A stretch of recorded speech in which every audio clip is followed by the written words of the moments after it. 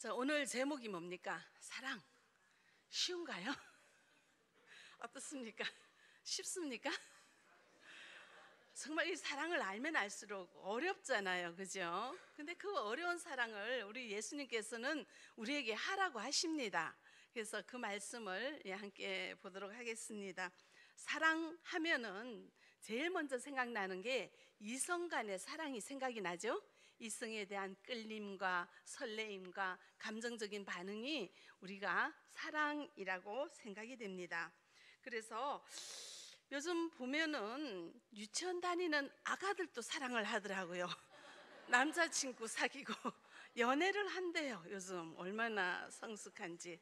그런데 정말로 사랑해야 될 부부들이 보면 사랑이 뭔가요? 이러면서 사랑하고는 담을 쌓고 사는 걸 볼 수가 있어요. 그래서 우리 교회에서는 성경 공부하는 시간에 이제 숙제를 냅니다. 집에 가서 자녀에게, 아내에게, 남편에게 사랑합니다 말을 하고 오라고 숙제를 내는 시간이 있습니다. 그래서 그 다음 주에 물어보죠. 말씀하셨어요? 하면 했대요. 그럼 어떻게 반응들 하시는가요? 이렇게 물으면 어떻게 대답할 것 같습니까? 상대방이 그런데요, 너무 깜짝 놀라면서 미쳤니? 너 교회 다니면서 뭐 잘못 먹은 거 아니야? 너무 놀랜대요. 그러니까 사랑한다는 말을 주고받는 것 자체가 굉장히 낯선 거지만 우리 주님은 이 사랑이 가장 중요하다고 합니다. 하나님은 사랑이시라.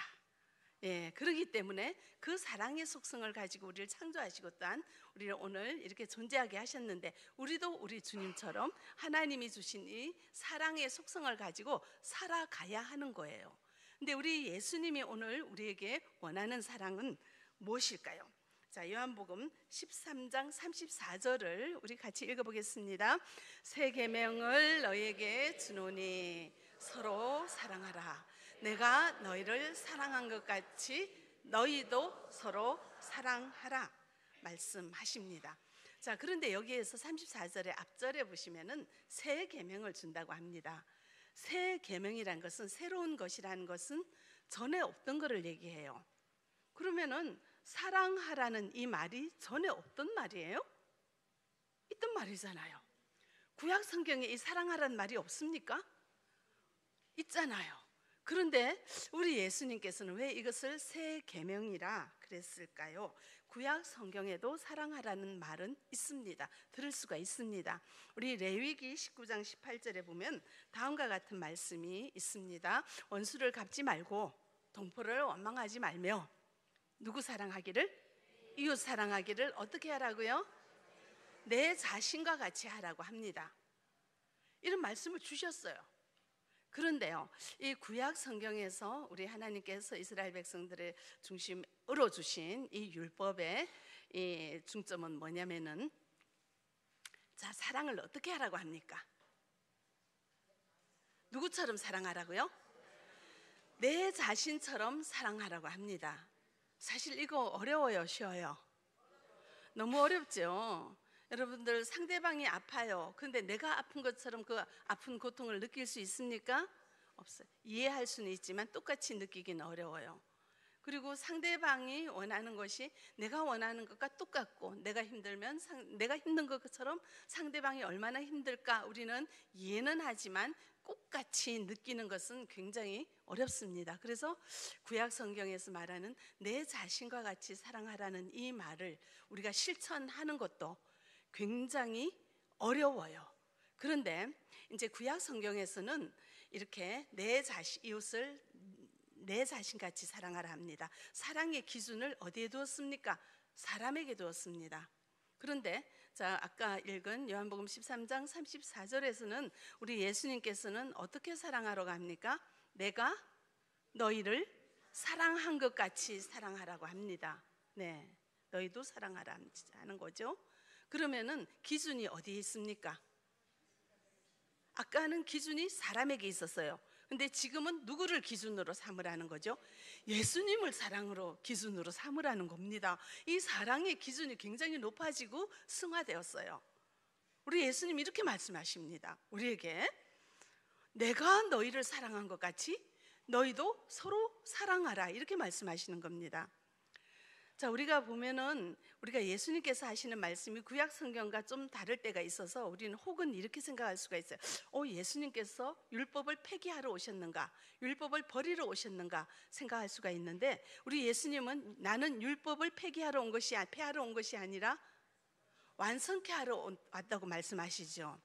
그러니까 지금도 이 사랑하라는 단어에 대한 의미를 보면은 구약 성경에는 내 자신과 같이 인간의 수준에서 사랑하는 것도 엄청나게 잘한다고 얘기하지만, 우리 예수님은 이 사랑의 기준을 예수님에게로 올리며 승화하며 폭을 넓히며 나처럼 너희도 사랑하라 하면서 이 율법을 완성하셨어요. 이것이 우리의 사랑의 완성, 우리가 사랑의 완성은 예수님처럼 사랑하는 데 있다는 것을 우리는 알 수가 있습니다. 자, 그러면은 우리가 참 많이 예수님 사랑이란 건 막연하게 많이 들었잖아요. 근데 오늘은 요한복음 13장을 통해서 우리 예수님께서 어떻게 사랑하셨는지에 대해서 구체적으로 살펴보면서 우리는 어떻게 이렇게 사랑할 수 있을까에 대한 고민을 함께 해보도록 하겠습니다. 13장 1절 우리 같이 한번 읽어볼까요? 유월절 전에 예수께서 자기가 세상을 떠나 아버지께로 돌아가실 때가 이른 줄 아시고 세상에 있는 자기 사람들을 사랑하시되 끝까지 사랑하시니라. 우리 예수님은 어떻게 사랑하셨어요? 끝까지 사랑하십니다. 끝까지. 이것이 예수님의 사랑입니다. 여러분들, 나를 욕되게 하고 나를 비난하고 내 마음을 상하게 하고 나에게 손해를 끼친 자를 여러분들 끝까지 사랑할 수 있습니까? 어떻습니까? 어렵죠. 우리 사람은 끝까지 사랑한다는 것이 참으로 어렵습니다. 내 전 재산 사기쳐서 도망간 사람 만났어요. 사랑할 수 있습니까? 욕 안 하면 다행이죠. 그죠? 우리는 참 어려워요. 사실 부모 자녀 간 보지 않는 분들도 계시고 부부간에 끝까지 가지 못하는 분들도 계십니다. 우리 집사님이 그러시더라고요. 목사님, 제가요 일찍 예수님을 알았더라면 안 헤어졌을 텐데요, 이러시더라고요. 자, 우리는 왜 이렇게 끝까지 가는 사랑을 못할까요? 내 입장 먼저 생각하기 때문에, 내 감정이 더 중요하기 때문에, 내 형편이 더 중요하기 때문에, 내 감정, 내 입장, 내 형편을 세워주지 않는 상대방을 끝까지 사랑하기가 어려워요. 내 중심으로 생각하기 때문에 그렇습니다. 그런데 예수님은 끝까지 사랑하셨어요. 오늘 끝까지 사랑한 그 예를 본문에 보면은 베드로라는 사람이 나오는데, 베드로를 어떻게 사랑하셨는지, 베드로와 어떤 관계가 있는지에 대해서 우리가 잠깐 살펴보겠습니다. 33절 한번 보시면은, 요거는 34절 말씀하기 전에 예수님이 33절 말씀을 하셨어요. 33절 말씀은 어떤 거냐면은 작은 자들아 되게 친근하게 부르는 거죠. 그러니까 제자들에게 작은 자들아 얘기하면서 내가 아직 잠시 너희와 함께 있겠노라. 자, 이제 이거 유월절 만찬 얘기잖아요. 예수님이 이제는 십자가를 지기 전에 제자들에게 너무나 중요한 고별 설교를 강화 말씀을 하시는 거예요. 가장 간절하게 제자들에게 이제 얘기를 하려고 하는데, 그러니까 지금 시간이 없어, 나 떠날 때가 됐어, 이 얘기잖아요. 내가 아직 잠시 너희와 함께 잠시 같이 있는 시간이 조금밖에 없다는 얘기를 하는 거잖아요.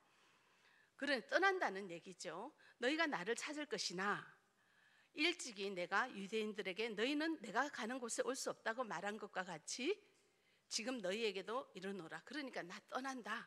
그러니까 지금부터 내가 하는 말 잘 들어. 그러면서 34절에 내가 너희를 사랑한 것 같이 너희도 서로 사랑하라, 이렇게 이제 제자들에게 얘기를 합니다. 그러니까 너희도 나처럼 사랑하라는 이 말을 얼마나 간절하게 절절하게 너무나 중요한 말이라고 이 제자들에게 말을 하는데, 이 말을 들은 베드로는 어떻게 하냐면은 36절 이후에 이 예수님의 말을 들은 이제 베드로의 대답이 있어요. 자, 내가 너희를 사랑한 것 같이 사랑하라 하면은 주님 어떻게 사랑할까요? 사랑에 대해서 베드로가 얘기를 해야 되는 거죠. 근데 36절에는 베드로는 그 사랑이란 단어는 머리에 안 들어오고 33절 단어가 들어오는 거예요. 33절에 아까 뭐라 그랬죠? 예수님이 어쩐다고요?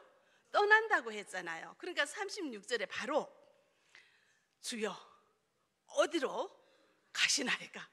가시면 안 되는 거예요. 예수님이 옆에 있어야 되는 거죠. 그래서 같이 하나님 나라에서 누리는 거잖아요.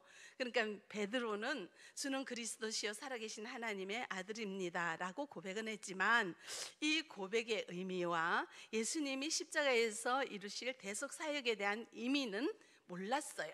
그 다음에 예수님 부활 승천한 후에 성령을 받았을 때 깨달은 거죠. 그러니까 예수님께서 앞전에 너희가 나중에 알게 되리라 말씀하시잖아요. 그러니까 예수님은 이들이 이해하지 못하는 것까지 다 알고 계셨어요.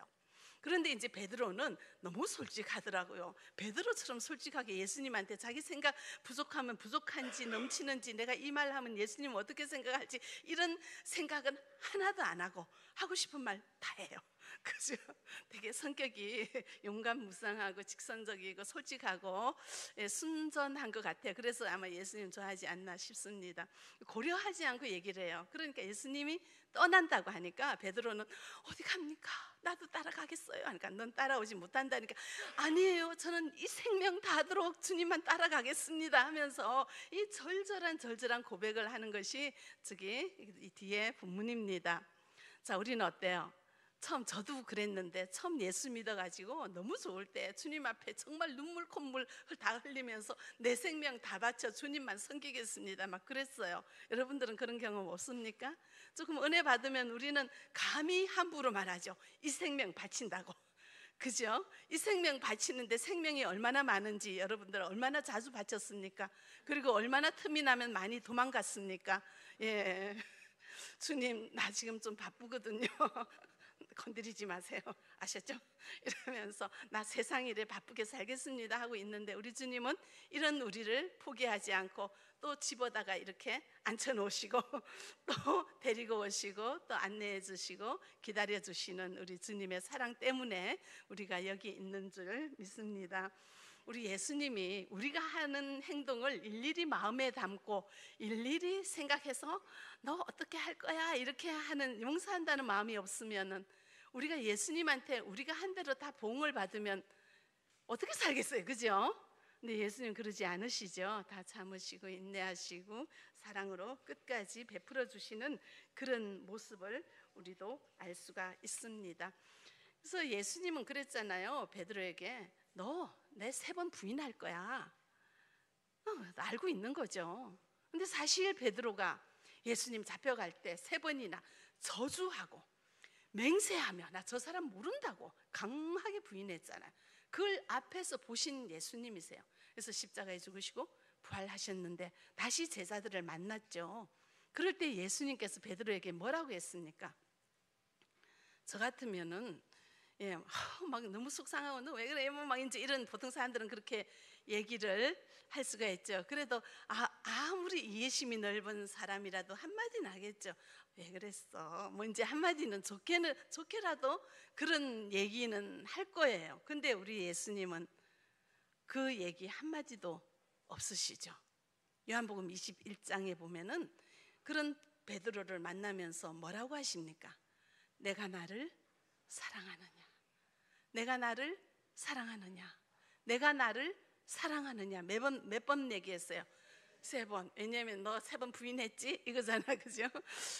예, 그 정도로 우리 예수님은 사랑하면 되는 거예요. 사랑이 중요한 거죠. 그래서 베드로의 사랑을 확인했고 또 베드로에게 끝까지 사랑하는 그 모습을 보여준 것을 우리는 요한복음에서 알 수가 있습니다. 그런데 우리가 같은 사람으로서 사랑하는 가족, 사랑하는 친지, 친구들, 동창을 끝까지 사랑하지 못하는 이유는 어디에 있을까요? 우리는 사랑을 한다는 것은 감정적인 걸로 생각을 하면서 그 이상의 희생과 헌신은 하려고 하지 않고요. 우리는 주는 것보다 무엇을 원합니까? 받는 걸 원해요. 부부관계도 신혼 때는 뭐 너무 잘해주잖아요. 주기만 하잖아요, 서로. 그래서 아무 문제가 없어요. 그래서 결혼을 합니다. 결혼해서 같이 살다 보면은 불만이 생겨요. 자, 불만이 생기는 모든 이유의 원인을 하나하나 짚어가면은 뭐냐면은 딱 주제는 한 가지. 왜 나한테 더 많이 안 해서? 내가 받는 것이 왜 부족해? 사람들이 내가 받지 못하는 것을 챙기면서 하나하나 적어가기 때문에 불만이 생기면서 사랑하지 않는다고 생각을 하는 거예요. 그래서 뭐 원수가 되고 이혼하고 그러죠.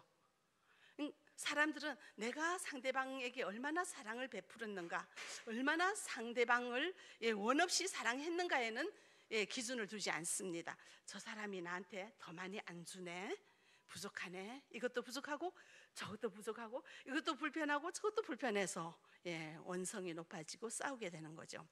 어느 부부 이야기입니다. 정말 알콩달콩 너무 사랑해서 결혼했는데요, 남자가 좀 무뚝뚝하고 되게 본인 중심이에요. 어디 상대방이 아프면 어디 아파? 한마디만 하면은 기분이 싹 내려가는데 그 얘기를 못하는 사람이에요. 공감 능력이 없는 사람인데, 그래서 이제 결혼을 했습니다. 아기를 낳았어요. 출산했습니다. 병원에 이 아내가 입원했습니다. 출산하고 나면 얼마나 힘들어요. 그래서 이 아내는 사랑하는 나의 남편이 이 하룻밤 내 옆에서 간호해 주리라 다 기대를 하고 있는데, 이분께서는 내일 출근해야 되니까 집에 가겠다고 보따리 싸서 가버렸어요. 집으로. 간호한 사람도 없는데 병원에서. 그래서 이제 그거 한번 이렇게 딱 기분 나쁜 일이 있으면 딱 하나 보물 금고에 넣죠. 1번 너 나 간호하지 않았어. 이제 이런 일들이 하나 둘 자꾸 쌓여가는 거예요. 그런 일들이. 근데 이제 좀 몇 년 지났어요. 몇십 년 지났어요. 다리가 아픕니다. 무릎이 고장이 나서 수술을 했습니다. 병원에 입원했습니다. 그래서 또 사랑하는 남편이 나를 간호해 주리라 생각을 하는데, 이분은 고지식하고 자기가 하는 책임 맡은 일에만 더 관심이 많아서 아내가 얼마나 아픈지는 관심이 없어요. 그래서 또 출근하러 밤에 가버렸어요. 저녁 때. 그랬더니 옆에 있는 병실에 있는 그 다른 분들이 당신 과부야? 그러더래요. 하여튼 그게 너무 속상하니까 늘 이런 일이 이제 되풀이 되니까 이분은 남편이 너무너무 미운 거예요. 그래서 어떻게 이 미움을 우리는 말로 표현하잖아요. 공격을 하죠. 당신은 돈밖에 모르는 장사치야 하면서 아주 날선 말로 공격을 했어요. 그랬더니 이 남편이 또 그냥 참습니까? 이 아내의 약점이 뭐냐면은 좀 덜 배웠어요. 그러니까 너는 배운 것도 없는 것이 이래가지고 뭐 잘하는 게 있느냐, 부족하다고 약점을 탁 찔러버리니까 아주 그냥 전쟁이 나고, 이제 이분들이 그래요. 우리가 살 길은 이혼이다. 이럽니다. 왜 이 지경까지 됐을까요? 왜 이 지경까지 됐을까요? 받지 못하는 것만 차곡차곡 챙기니까. 그러면 이 아내가 남편한테는 내가 얼마나 잘해줬는가, 저 사람 좀 무뚝뚝한데 무뚝뚝한 저 사람한테 내가 얼마나 했는가에 대한 생각을 하면서 서로 소통하면 나아지겠죠. 그렇게 안 하고 받지 못하는 것만 적어놓은 1번 뭘 못 받았고 2번 뭘 못 받았고 적으니까 이게 원망과 원망이 솟구치는 거죠. 그래서 우리가 살 길은 이혼이다, 이렇게 얘기하는 것입니다. 그래서 우리는 사랑해서 결혼해서 끝까지 희노애락을 백년 해로해야 되는 부부가 이런 거 받지 못한 사랑을 기억하다 보면은 결국은 헤어지는 분들도 있고 끝까지 사랑하지 못하는 그런 경우를 우리는 많이 보았습니다. 그러나 우리 예수님은 끝까지 사랑하십니다. 얼마나 많은 배신을 하는 이런 제자들을 사랑하시고, 우리도 그렇잖아요. 얼마나 주님 배신했습니까?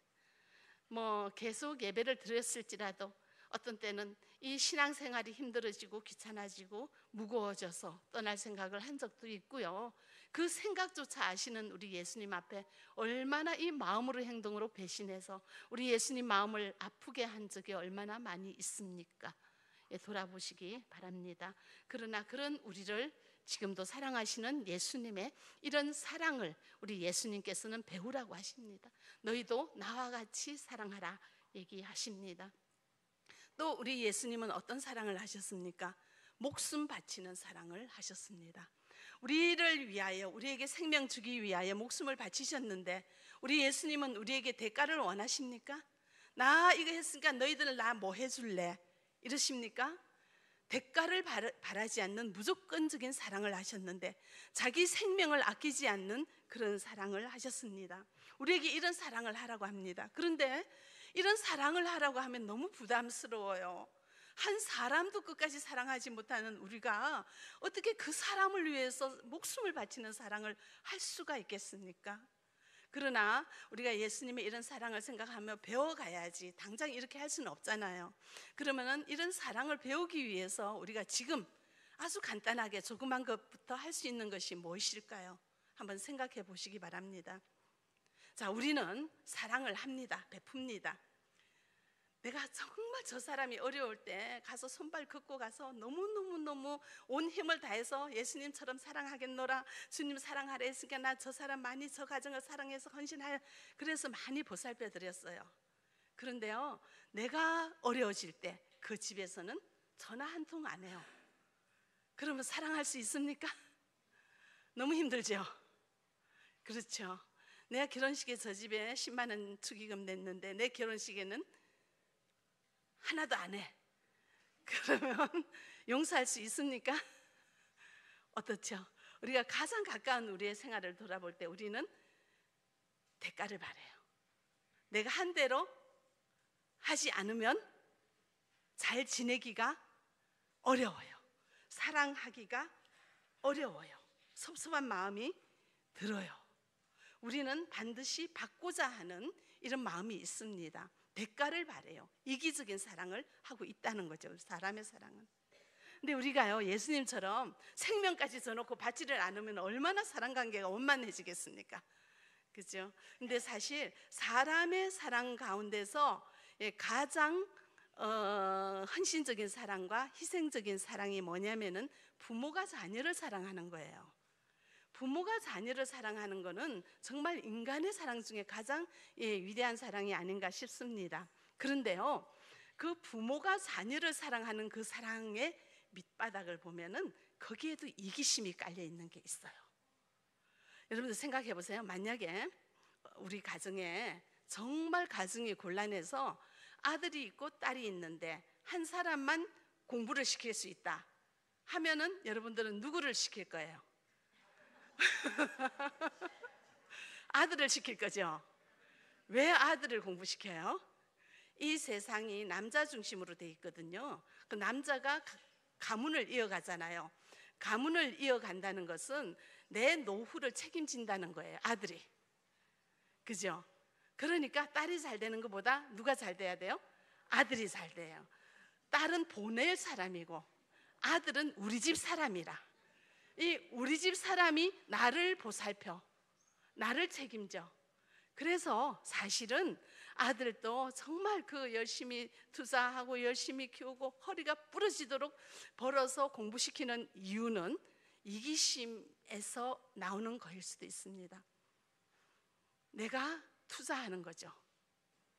저 아들이 잘 되면 내 노후가 편하고 아들이 못 되면 내 노후가 힘들고, 그런 계산도 있는 거예요. 사실은 우리는 그보다 더 큰 사랑이 있지만 그래도 그 이면에는 그런 사랑도 깔려 있는 것이 사람의 인생이라는 것을 우리는 알 수가 있습니다. 그래서 그 어려운 환경에 그 정말 허리가 부러지도록 일을 해서 아들 공부시켜가지고 이 아이가 장성해서 어느 정도 기반을 잡고 살아요. 그런데 이 아들 녀석이 고생한 엄마 아빠는 생각도 안 하고 지네들끼리 잘 살아.